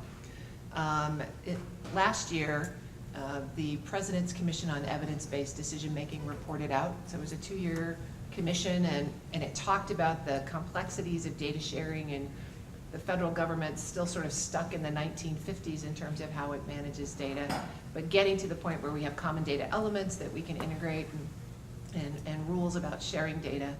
And in the President's management agenda that the Trump administration released, I think in February, one of their cross-agency performance goals is improving grants management. So from my perspective, grants management might be the closest thing we've got to how we integrate all the levels of government. And we typically, at the federal level, measure grant performance in terms of, did we obligate all the money we appropriated for the program? That has nothing to do with how well we delivered services. But the CAP goal suggests moving to this idea of measuring not just inputs and outputs, but outcomes, and really developing measures of effectiveness and gathering the data we have to understand how effectively those programs are being delivered. When I think about that, the effectiveness measure really happens at the local point of service delivery. And so as that CAP goal gets propagated and implemented, I think we're going to be better able to do quantitative analysis of how well we're actually delivering services through federal grants that are then partnered with state money, that are partnered with local money, that are partnered with nonprofits, and get a handle on how well we deliver services through that chain. When we do that, I think we're going to see some indicators of customer satisfaction on the back end that will have an impact on the trust measurements. So just to give you a heads up then, we want to come to both comments and questions from the audience. I want to come back to the question that I posed that we were leading off on. But comments and thoughts, and particularly as the commission, we're interested in what would useful indicators be that we could put through an academic process to make sure we have academically rigorous metrics to inform us. What would opportunities, obstacles look like? Who would key partners be in moving forward with this project, and thoughts that you have, questions you may have for the panel. So let me come back to the panel, anyone that wants to take this on. opportunities and obstacles from pursuing this project on a federalism index. Anyone want to take that to start with? Well, I'll just follow up on what I was talking about. My last job before I became the president of the academy was in the Department of Labor, and I was the assistant secretary or deputy assistant secretary for veterans employment. So we were trying to get some information about the employment situation of veterans in different states and understand that at the federal level. I was shocked to understand that the federal government's Department of Labor is actually prohibited by law from maintaining national data on unemployment. That data belongs to the states. And so the states have agreements amongst themselves to share data, but they are only obligated to share certain points of that data with the federal government. So I think one of the obstacles that you've got when you're looking to develop an index is to understand not just the willingness of people to share data, but the actual statutory and regulatory provisions that may in fact prohibit the sharing of data. So you might collect data in different places locally, but if you're not permitted or expressly prohibited from sharing that, you have a challenge. Now, I think that the flip side of that is the opportunity that the Presidential Commission on Evidence-Based Decision and the CAP goals are providing, which is starting to illuminate some of those obstacles and suggest ways to actually resolve them. But first, you really have to look at some statutory and regulatory framework issues. I appreciate that. We have made some inroads with the intergovernmental folks in the White House on this, and they seem very intrigued, and we'll continue working forward with them. And I think you're right. I mean, this age where we do have so much ability to manipulate and view and meaningfully use data, what a great opportunity. Thoughts, opportunities, obstacles in moving forward on this project? Yeah, so I guess, I mean, I think that the biggest opportunity is to actually influence how people see and think about politics, political and policy issues, you know, and sort of influencing the debate, I suppose. I think two of the big obstacles that appear to me are, it's so big, you know, nowadays the federal government is influencing so many things. Where do you start? Where do you focus? And how do you focus? Because if you go after all of it, it's really hard to focus, if not impossible. And do you just focus, for instance, on stuff that's easy to get data on? But that might not really be that meaningful to people, you know, depending on what, it kind of, you know, so there's a lot of, I guess, questions of how you go about doing it. And then maybe a second one is going beyond just the numbers to understanding what those numbers mean on the ground. You know, because sometimes I think it's easy to, and this is coming from a nerdy policy wonk guy, so like I'm guilty of this. It's easy to kind of get a bunch of numbers, think we understand what that means, and then run with that rather than go and say, okay, I think I know what those numbers mean. Now I'm going to go visit some communities and see what it looks like in reality for them, whether it be, you know, again, unemployment or opioid addiction or healthcare, anything really. And so having that balance of data, quantitative information with understanding human realities, knowing that we can't go out to every community, but we can at least have that kind of, you know, leaven the loaf a little bit so that we have a better understanding of what these numbers mean in terms of real people's lives, which then actually I think can drive the communication of it to people, because you know exactly what human realities you're communicating to, as opposed to maybe projecting, you know, what it might mean for our life, but that's not the reality that most people face, or things like that. So one of the other benefits of taking that kind of approach to the analysis would be that you can create a story, a narrative too.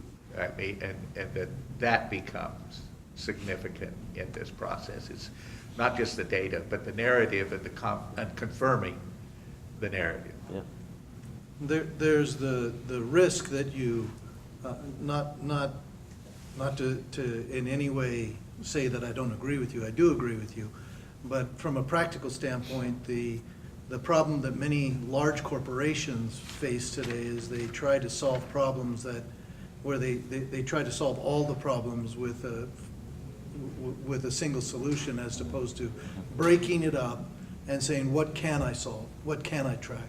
And so the Federalism Index may not be a number, it may be a series of numbers, and we may be able to say, it's hard to track this, I don't know how I'm gonna get the data for it, but these here are fairly easy, I can track those. And so they can still be indexes, and then these other ones that are more difficult, we work on over time.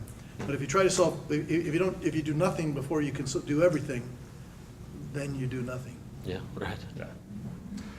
Yeah, we've talked about that a great deal, and so the idea of trying to focus on the Commerce Clause, again, a huge area in itself, at least to break that down, and then the thought of building an index that becomes an open source, where we put something together, and the idea of working with NCSL and other state legislatures around the nation where they can plug their particular interest areas in and look at data metrics, I think is the thought of where to go forward on that index. Well, and even in that sense, Ken, the effort to sort of be a little, one of the functions is to be a little bit of a clearinghouse, to begin to discover what is out there and to be able to situate it so that it's accessible. So there's a federal model for that. There's data.gov, right, where federal agencies dump, literally dump, lots and lots and lots of program data. So to the degree that there may be information that's there that you all could start to integrate into different indices and provide dashboards, I think would be an interesting connection. So I'd like to get input on thoughts, input, key performance indicators that may be useful.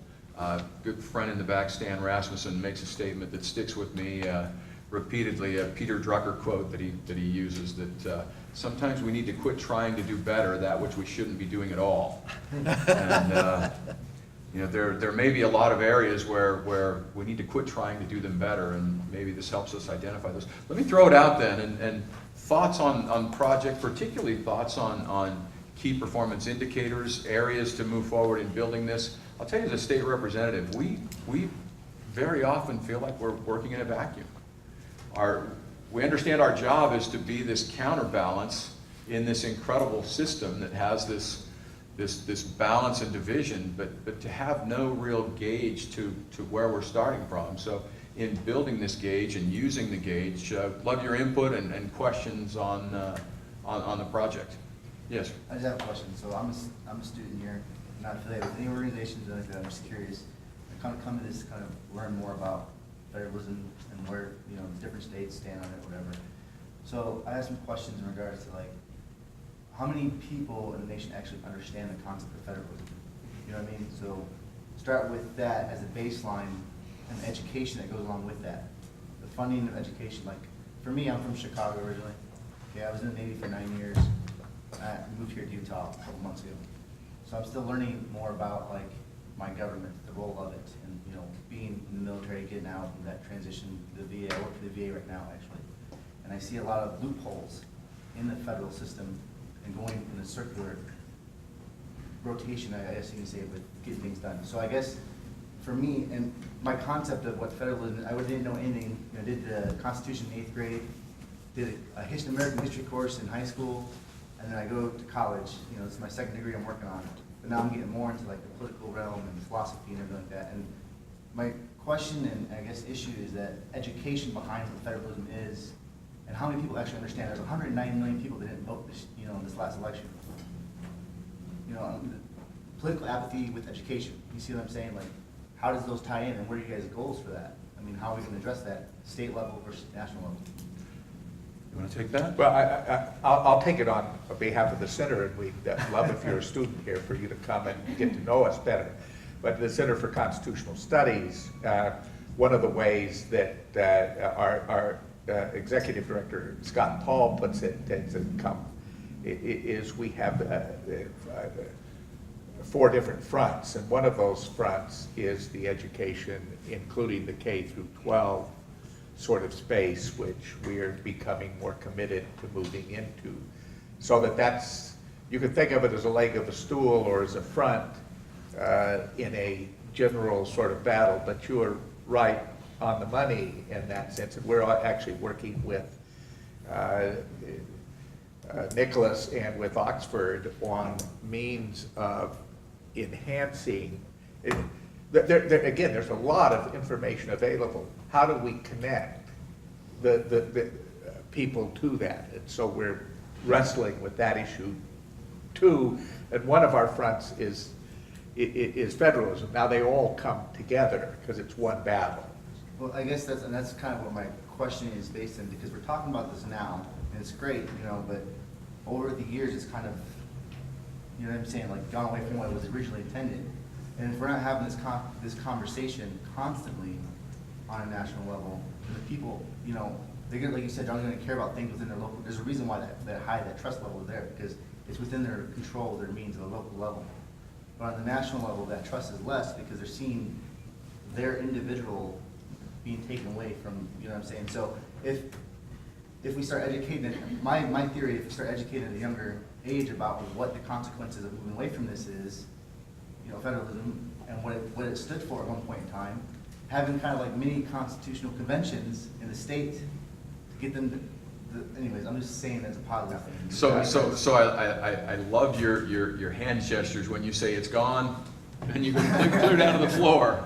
You have that sense, right? Yeah, because I've been studying, like I said, when I get passionate, I'm sorry. And I think people in general, again, the polling suggests that 80% of the people feel like you, that it's gone, and they may not be able to describe why or how or what that means, but as a practical matter, would you feel better, would you feel like you have more voice if the decisions concerning your most intimate matters of life, liberty, and property were handled by people that were your neighbors, that you could go to their house and you could go up on the floor of the Capitol and sit in the hearings versus, Utah has 6 representatives, so that means 529 people you can't vote for making decisions. So would that impact your life? Well, and I guess that's what I'm trying to get, because I understand like where this is trying to go, but I'm saying like if people aren't educated in what it stands for to begin with, you gotta have that baseline, because they try to do it in high school and what I'm saying, like to give them the okay, this is how important it is, but they don't really drive home the factors, how it influences the individuals. That's what I'm saying.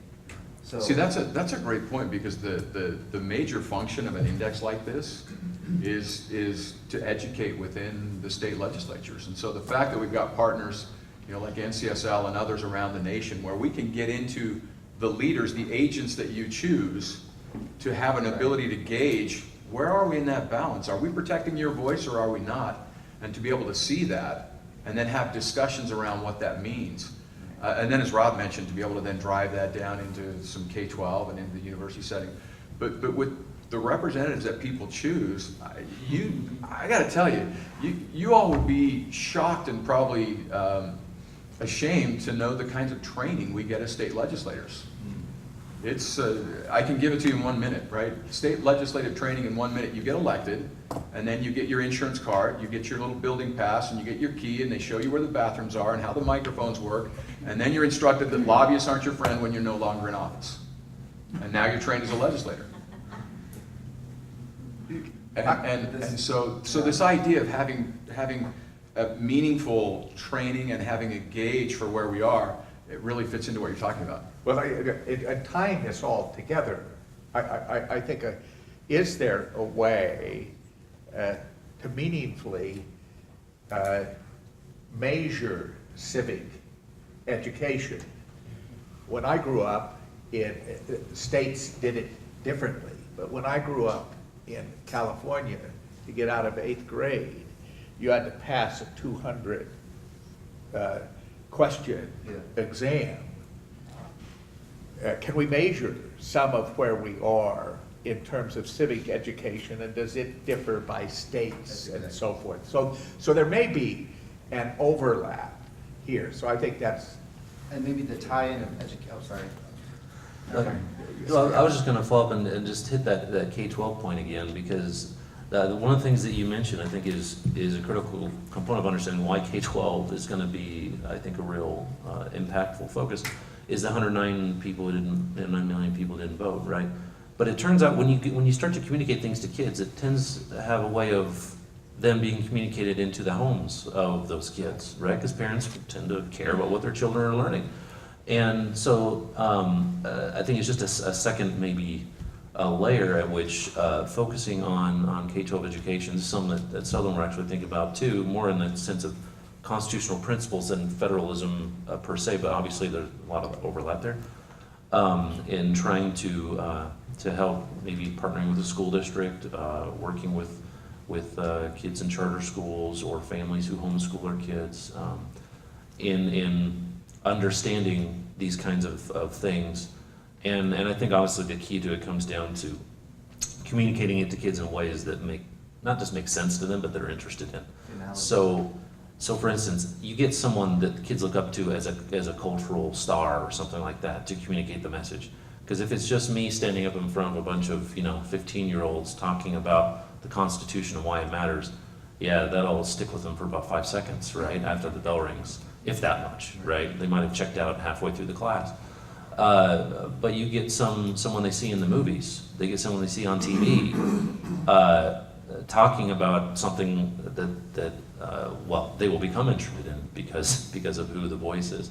So I think it comes down to being creative and understanding the audiences we're communicating to, particularly when it comes to kids. And then I think, again, a lot of that will then have a second or third order influence on a lot of other people. I mean, how do you measure that? I have no idea, right? But I think it still it's still important regardless of whether you can measure. Let's come to some other comments. Representative Christopherson. Yeah, thank you. I'm a representative from North Utah County, and one of the things that we ask ourselves all the time in government is, what is the role of government? What's the proper role? What's the role of the federal government? What's the role of the states? And it seems like more and more you can't identify what responsibilities the state has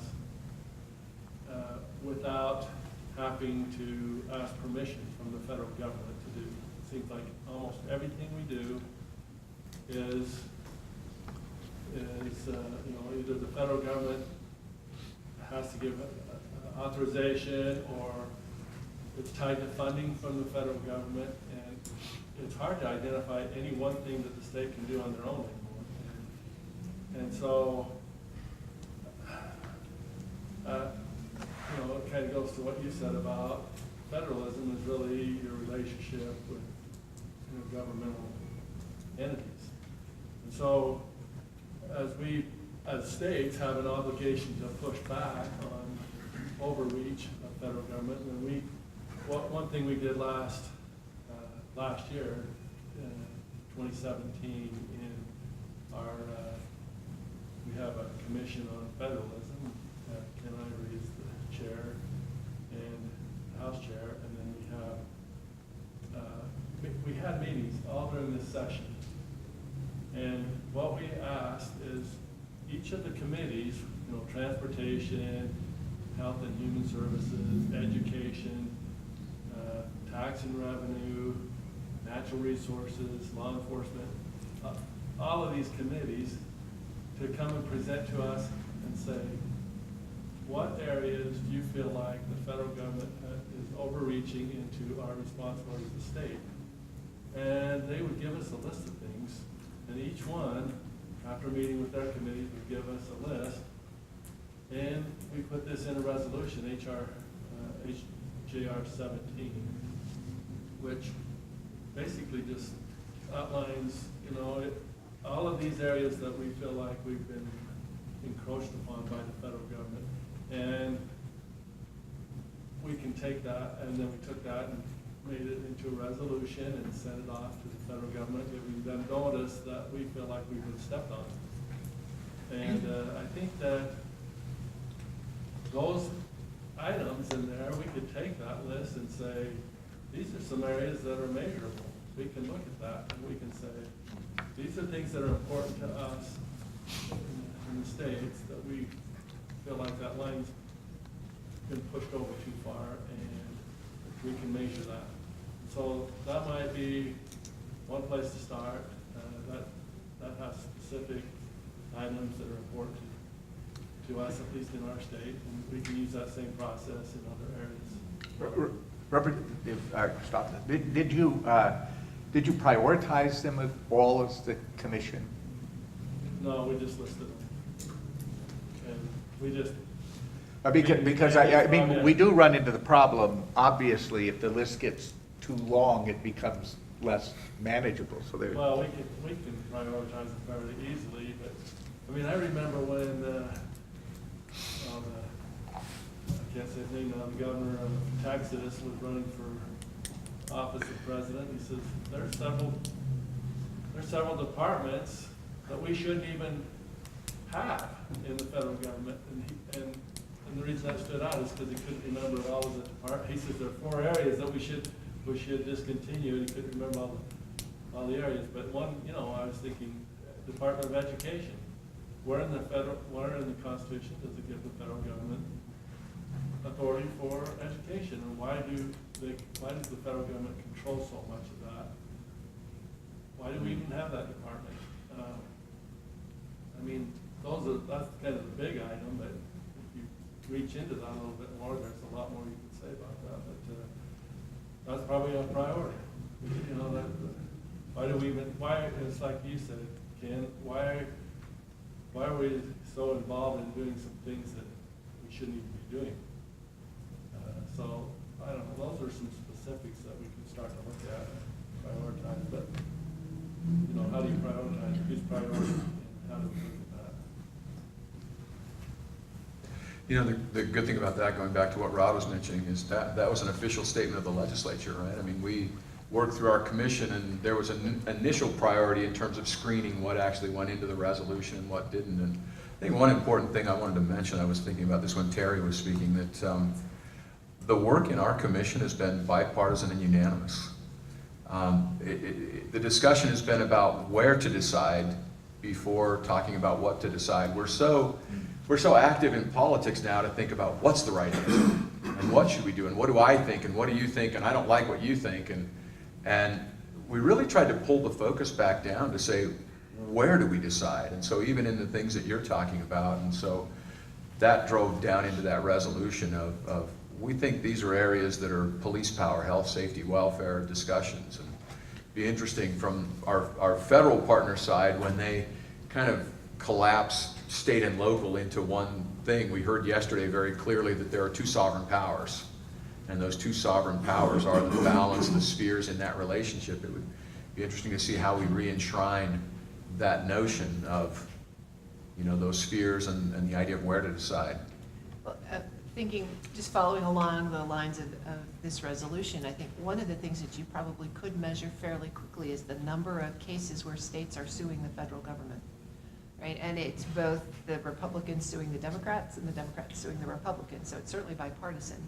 But I think that speaks to both the prioritization issue, where you have coalitions of states joining in suits against the federal government, and also the particular issues that states feel strongly enough about that the attorneys general get together and actually collaborate on a suit that says that's too far, and that responsibility belongs to us. So I like the idea of all the states, or each state even having that list, but maybe at an initial level of measurement, you could just take a look at the suits and see what that tells you. Well, and then to that point, to Rod's point, with the Madisonian idea of the resolutions. Mhm.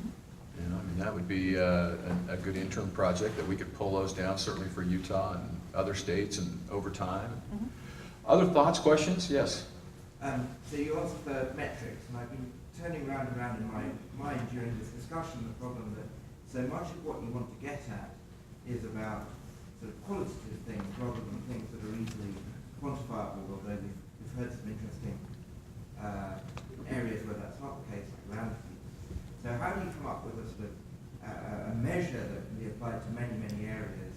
And I wondered if you thought about looking at the amount of time and money different organizations spend complying with federal regulations. Because that, I mean, if you think of, it's controversial in the US, I know that the federal government now regulates how universities should investigate complaints made by students. So that doesn't seem like an area that is easily quantifiable.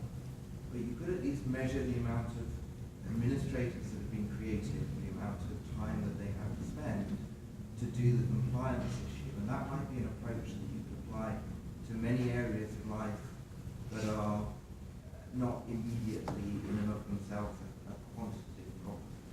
one of the areas where that would be very interesting, Nicholas, would be, it seems to me, would be education. You could even focus it down and say, how much time or now the states and local, because education is one that resonates with people.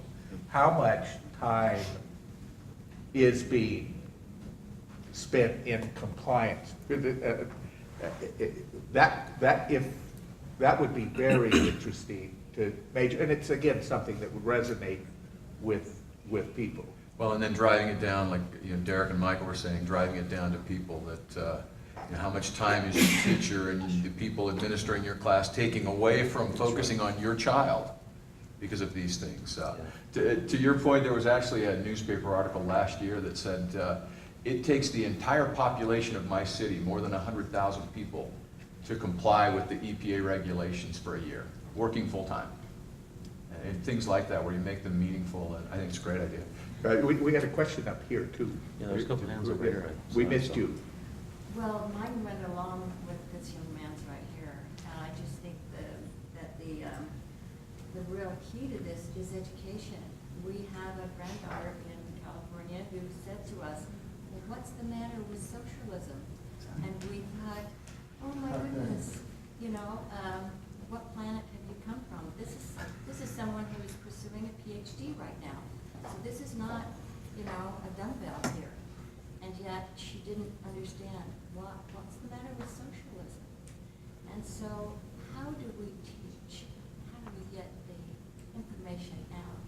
These are bright young people. They are very bright. They're far brighter than I am. But how do we teach them? How can we teach them? Well, one thing I think I'll throw in there is we have, I guess, a fortunate reality of history that there's, this isn't the first time where there's been a lot of interest in, say, more of a socialist movement, right? There was communist parties here, and before that, other movements. And I think practical experience tends to learn people up, and that's a benefit, right? Like that is, as we try out some of these ideas, or even just start debating these ideas and start to examine them, people start to become more enlightened. But that's what has to happen, right? I mean, in order to really understand something, you have to debate it and argue it and see it from a different perspective. So I actually think it's really an opportunity to win a new generation of people, again, which is kind of what we've had to do over and over again. So it's not anything new, but it probably feels a little new, I suppose, because it feels like it's been a while since we had to do that, when you look at the history of our country. But it's a great opportunity to engage in debate, in my opinion.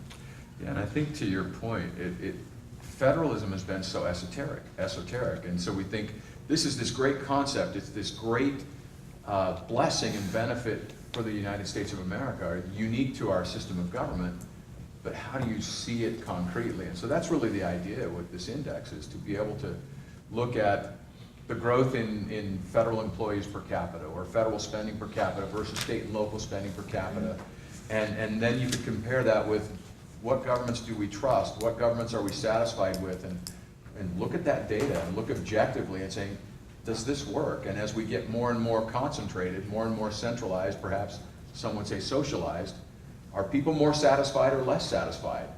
And for leaders, state leaders, and then to be able to take that information down and see visually what this young man was helping us feel by saying it's this, but we can see visually and then pinpoint places in time where maybe we've gotten away from that proper balance, and that's why we're feeling more and more of this, and we can put some concreteness to it. I think that's certainly one of the goals of the project. I think you had a hand over here, Ken. Yeah, let's come back here, and then we'll come over. I think we have time for a couple more comments. So Stan, and then here in the front, there's another comment over here. Thank you, Stan Rasmussen, colleague of Derek and Southern Institute. I really appreciated the discussion yesterday. And I think this is not just an interesting but a vital topic. I'd like to make an assumption, going back to the discussion about the compromise that was so essential during the Constitutional Convention. I believe that the people from Georgia wanted to preserve what was essentially Georgia. And the people from Virginia wanted to keep what was actually really Virginia. And the people in Massachusetts wanted to preserve what was Massachusetts.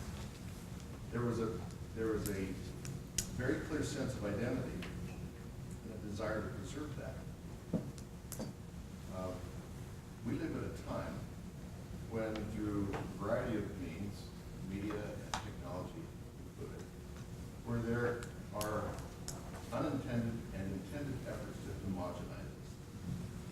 And I believe that freedom, people who love and cherish freedom and liberty, really understand it, don't want to be homogenized. I think we want to be the United States of America. I don't think we want to be the homogenized United States of America.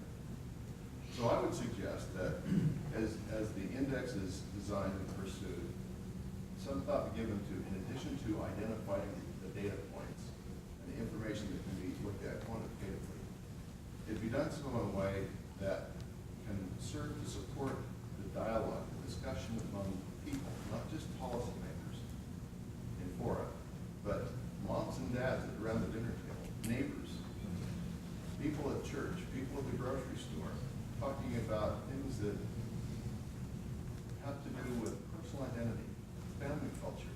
How do we preserve this? How do we preserve our communities? How do we preserve what's distinctively Utah without wanting to impose it on everybody else or wanting everybody else to impose or homogenize Utah? I think there's I appreciate the conversation about trust and at what levels of government people have trust. And I'd like to suggest, in the spirit of useful vocabulary or lexicon, the word consideration. The word comes from Catholic social teaching. The word is subsidiarity. I'll just read a definition. Subsidiarity is an organizing principle. As you listen to this, think if this doesn't apply to what we've discussed or wanted to discuss about federalism, which, take a little sidebar, that word itself, as we've talked about, undermines our very discussion about what we're trying to get at here. Federalism, most people think of the national government. So we've got to find lexicon and vocabulary that works. I'm not saying subsidiarity is the word, but I think the concept capturing subsidiarity is useful. Subsidiarity is an organizing principle that matters ought to be handled at the smallest, lowest, or least centralized competent authority. Political decisions should be taken at a local level if possible, rather than by a central authority. The Oxford English Dictionary defines subsidiarity as the idea that a central authority should have subsidiary function, performing only those tasks which cannot be performed effectively at a more immediate or local level. I'm not here to sell Catholic social thinking. I'm here to suggest that there's information reposed in that word that could be useful to us. I'd like to also suggest that we talked about federalism, that we be careful how we make reference to the 10th Amendment. Oftentimes we invoke the phrase states' rights. I'd like to suggest that we remember states do not have rights. People have rights. We have unalienable rights. The governments do not foster or grant or gift. Those rights come to us from our Maker, which was acknowledged in the Declaration of Independence, and which is a fundamental principle that people who love freedom and want to preserve the ability to make our decisions at the local level, we need to keep that in mind. The 10th Amendment reads, "The power is not delegated to the United States by the Constitution, nor prohibited by the states, or reserved to the states respectively for the people." We need to be careful not to invoke the phrase states' rights. Not only is it inaccurate, it evokes very problematic issues coming out of the Civil War that can muddy the water of what we're trying to talk about and share and frankly, give others good meaning. So I just share those thoughts in the hope that it can be useful for our continuing dialogue about federalism and about what we're trying to accomplish here. And hopefully the index will serve to equip people that have these kinds of conversations about who we are, what must we do to individually and communitarily and governmentally preserve our personal identity, our family culture, our communities, our state cultures, as opposed to being homogenized. Thank you. Thank you, Stan. Thank you very much. Let's come here, and then I think we've run our time, but let's come here first. I left business administration and came back to school about 2 years ago, kind of over an idea that I had, which was basically to drive, and particularly financial things, down into a household level. And I think with this index, that's kind of where it has to go if we want to get to individual people. For an example, if we were to take, we kind of talked about this a little bit earlier, so Medicaid, and look at the costs of that at a federal, state, county, city level, and then take those and look at the administration costs that are there, and see those administration costs at different level, and then break that down to a per household level, so that somebody could go out on their website, pull up their household, stick in their household income, and say, this is how much of the percentage of your income is going to Medicaid at each one of these levels. This is how much actually helps people, and this is how much the administration costs are. And if those administration costs at the federal level are significantly higher than the state or the local level, you have a real driving factor there to push that way. If they're the opposite way around, you have a real driving factor to move it towards the federal government. I think by doing something like that with this index, we could really drive behavior in society, because what really drives us the most is what hits our pocketbook in our household. Anyway, just food for thought. And there's a lot of interesting variations off of that theme when you look at, cost per capita, cost per household, costs in different areas, and maybe combine those with government satisfaction or trust, and very interesting. Over here. In connection with a few comments that have already been made, I just wanted to again say that my generation is going to have to learn that we have to participate in government. That if we want to be able to have the kind of government that we want, we have to understand what that requires and be willing to take the time to learn about it and then do it. And self-government, by its very definition, requires that kind of participation, and that's very effortful. And so, someone made the comment of there's going to be a learning curve. I look forward to seeing what happens, and as we recognize our responsibilities to learn of and participate in the governmental process. I'm glad we ended on that note. So I have a few of my colleagues here. Representative Lisenby is here, and Representative Christopherson, and Mark Strong, who his neighbors have nominated him to be the nominee for their representative coming forward. What's exciting about that, to your point, is it takes about 10 people that are mobilized to choose a state representative, that want to be involved in a committee, that can care about issues, that have influence with their representative. And so I think this idea of where does your voice matter most has come out of this a great deal. I really appreciate you ending on that. I will just say that... Can we, I wanted to get, Troy's come all the way from Hawaii, and so I would just be interested in what Troy's... I'm going to get my closing comments in after all. Yes, absolutely. One Smith has to do it. I'm Troy Smith from Brigham Young University of Hawaii. Thank you for the panel and discussions. Just a couple of things. One, I think you might think about doing the index more as a clearinghouse rather than as being the primary source of creating this. The Attorney General suing Paul Nolet is collecting all of that data. That's there, that's available. You would have that compliance cost. There's lots of people that are doing that work. If you could be the source that pulls that together and make your website kind of the place to come to. If you want to do a breakdown of households, right, you can put that into it fairly easily. But by being the clearinghouse, you're going to avoid this enormous minefield that we professors step into every day. And right, how did you define this? What were your measurements? All sorts of other things. And that's just, I'm not sure you really want to go there. But if it's a clearinghouse, right, it's like, oh, that's, we're just helping you see this information of what's going on. And, the states, what's the difference between what makes Utah unique, what makes other states unique? This would be a great place to come and see all that sort of stuff. Another thing, second thing is your definition of liberty and other measures. Well, let's start with the lines and the balances and the measures. And we tend to think of this as a single line. Federalism comes from the idea of covenant.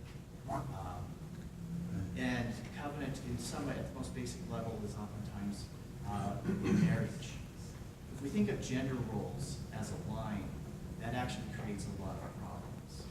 You might think of it as two lines, or it's really kind of this bargaining negotiation that goes on. And you might say, all right, this here is strictly federal and this is strictly state and local, but there's this big realm within that we're going to negotiate and bargain. And that relationship needs to be based on mutual trust and respect. That's part of the problem with the federal relationship right now, that trust and respect doesn't exist. So you might think about it in those terms. And liberty, let's be a little bit more specific about what we mean by liberty. The founders had a very big distinction. They drew that distinction between natural liberty, the wild animals that could do anything they wanted, and federal liberty. It's the idea that through covenant and obligation and bonds, we actually have freedom. I think of the second verse of, I think it's America is Beautiful. Beautiful. Confirm thy soul in self-control, thy liberty in law. We kind of lost that idea that law brings us our liberty. And I would argue actually that the breakdown of federalism, the growth of government, is based on an idea of the autonomous individual, right? Liberty run amok. So I think we want to narrow that down a bit more specifically. Thank you. Thank you, and we certainly look forward, all of you that have been here, that have participated. This is an ongoing process. We look forward to your continued input as we continue to work forward on this.